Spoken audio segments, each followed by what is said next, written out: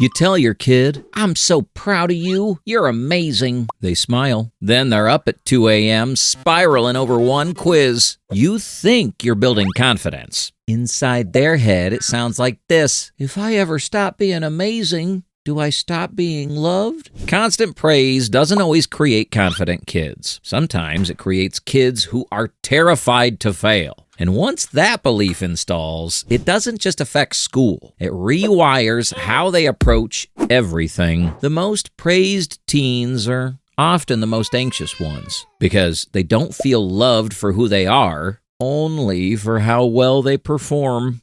Let's break down how this happens and how to fix it without becoming cold or distant. The pattern that changes everything. Here's what's happening. And it's so subtle, you probably don't even notice you're doing it. When your teen achieves something, "You got an A? I'm so proud of you." "You scored? That's my champ." "You got in. I knew you would." Your face lights up. Your whole energy shifts. You're animated, excited, telling everyone. But when they bring home a C, or don't make the team, or struggle with something, the energy goes quiet. Not angry or mean, just different. Their brain is tracking this. It's filing away a pattern. When your affection shows up and when it doesn't. And over time, they start feeling like your love's something they have to earn. They don't think you're doing it on purpose. They know you love them, but they still feel the weight of it, like your pride is riding on their report card. So next time they're struggling, they don't think, "I had a bad test." They think, "I'm about to fall off my pedestal my parents put me on." That's not motivation. That's panic wearing a backpack. And the scariest part, the kids more at risk are usually the ones everyone thinks are doing great. Why? "You're so smart." Backfires.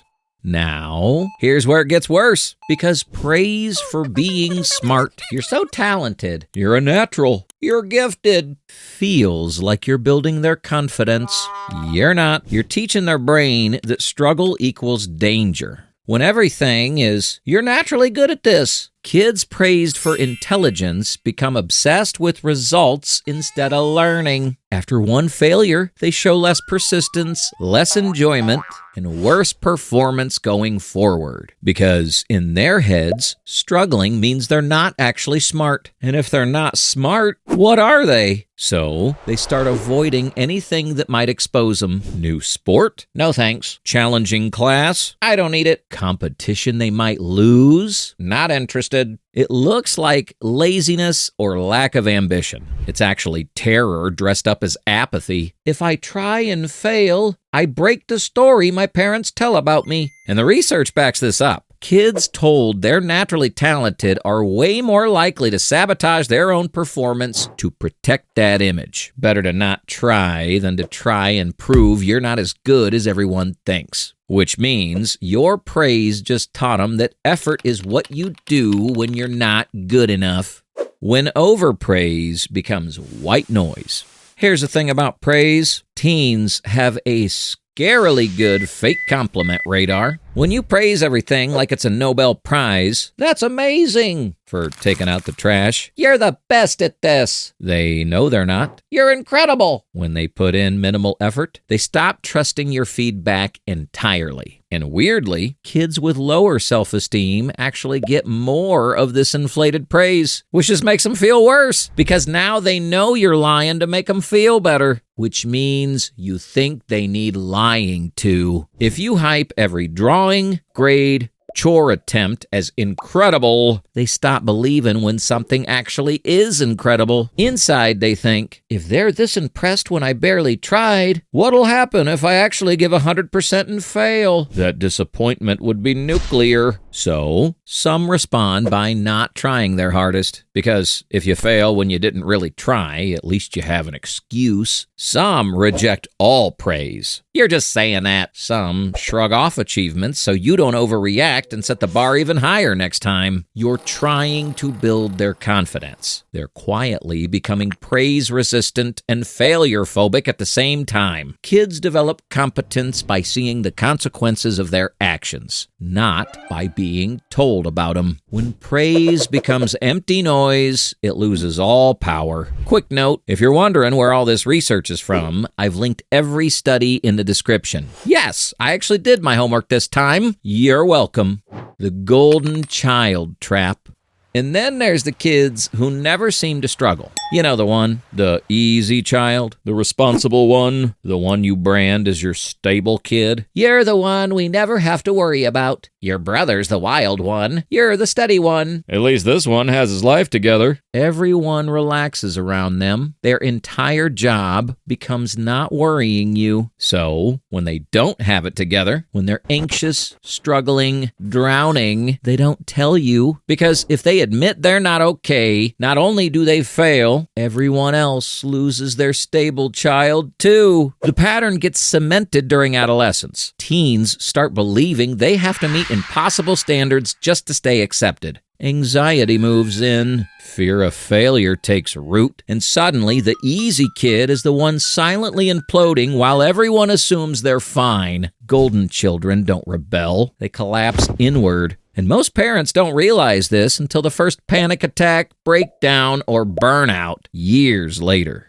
When your emotional state becomes their job, here's the one most parents miss completely. When your entire emotional state visibly changes based on their performance, happy, talkative, affectionate when things go well, quiet, distant, stressed when things are shaky, they notice how animated you are telling relatives about their successes, how you go silent when school comes up during a rough patch, how quickly you change the subject when they mention struggling. And they decide, if I want my parent calm and loving, I must keep performing. When teens feel like their parents' affection depends on how well they do, something shifts inside them. After success, they feel inflated, almost grandiose. After failure, they feel crushing shame. And then they compulsively overinvest in performance just to avoid feeling that shame again, which is way too much emotional weight for a 15-year-old trying to pass math and remember deodorant.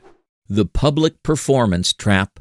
And now, let's add an audience. Group chats, Facebook posts, WhatsApp family broadcasts. Look at my child. You think you're sharing joy? They feel like their whole extended family bought tickets to watch them stay perfect forever. Parents post about their kids' achievements, partly because it makes them look good as caregivers. And that's normal. But what that does for the kid is turn every win into public property and every potential loss into something the whole family will witness. So they start hiding test scores that aren't post-worthy, minimizing things they're proud of so you won't broadcast it, avoiding risks because they don't want their failures to be public family content. Now, it's not just, I'm scared to disappoint my parents. It's, I'm scared to disappoint the entire WhatsApp universe. When the straight A kid breaks. Here's the one that looks the most successful and is actually the most fragile. When you praise a long streak of success as part of their identity, you've always been top of the class. You never failed anything. You always get it right. Their brain files this as, if I fail once, I destroy the record everyone is proud of. So, what happens the first time they bomb an exam? Don't get into the program. Don't make the team. Don't get the lead role. They don't think it's one setback. They think, it's over. The version of me they love is gone. Cue panic attacks, full identity crises. I'm worthless now. Spirals. And you sit there confused like, it's just 1B. Why are you acting like your life's over? Because to them, it isn't a grade. It's a break in the contract they thought they had with you. When kids believe their parents' love depends on success, they'll avoid challenges, hide struggles, spiral over small failures, all to keep the version of themselves you seem to love the most. What this actually looks like. If you're wondering what this looks like in real life, it's probably already happening. So how does this all show up day to day? Procrastination, perfectionism, refusing to try new things, quitting as soon as something gets hard, saying, I don't care about things they clearly care about, From the outside, it looks like they're unmotivated or lazy. From the inside, it's, if I never start, I can't fail. If it's not perfect, it's worthless. If I pretend not to care, it won't hurt so much when I fall short. If I quit while I'm still ahead, I never have to watch myself decline. And the most heartbreaking one, if I lower your expectations now, maybe failing won't break your heart later. So, when they laugh off low effort, make jokes about being lazy, pretend they don't want things, sometimes they're not unmotivated. They're trying to protect themselves and you from the terror of not being the good one anymore. Fear of failure drives this kind of self-sabotage. When kids are terrified of looking incompetent, they adopt goals focused entirely on avoiding failure, which makes them hypersensitive to every mistake and more likely to create obstacles for themselves as a safety net. Here's what actually breaks this cycle without lowering standards or motivation. So how do you praise without creating fear?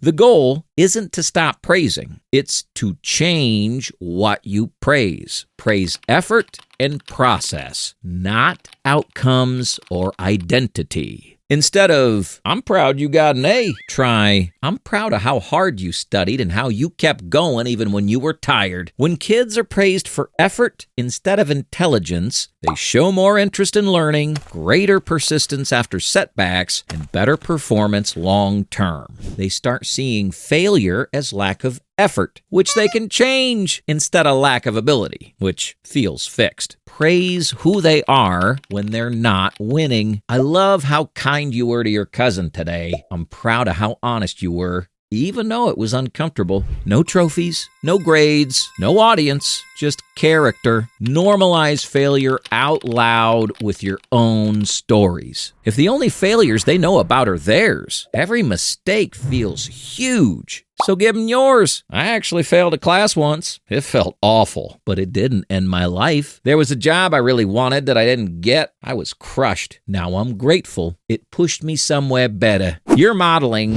that failure isn't the end, that adults survive flops, that you can still be worthy and loved after messing up. Make one failure-safe zone. Pick one area where you explicitly detach love from performance. Your grades matter for your future, sure, but how are you as a person at home? That matters more to me. You never have to earn my love with school. Then prove it. Still hug them on bad grade days. Still joke with them after they mess up. Still offer connection before correction. Over time, their nervous system learns there's at least one place in this world I can lose without losing everything. That's what makes teens brave enough to try. Here's the bottom line. If this is uncomfortable to hear, that doesn't mean you messed up. It means you care enough to notice. Constant praise doesn't always build confident kids. More often, it builds scared high performers who think love lives on a scoreboard. But the second you start showing them, I see your effort. I love your character. I can handle your failures. You're lovable when you're not impressive. That's the second failure turns from identity threat into information. And kids who aren't terrified of failing, they try more things, risk more growth, and actually end up closer to the success you wanted for them in the first place without losing themselves to get there. If you want to understand how kids learn that love disappears when they disappoint you, even when you never meant it to, watch You Accidentally Taught Your Teen That Love is Conditional next. It connects everything.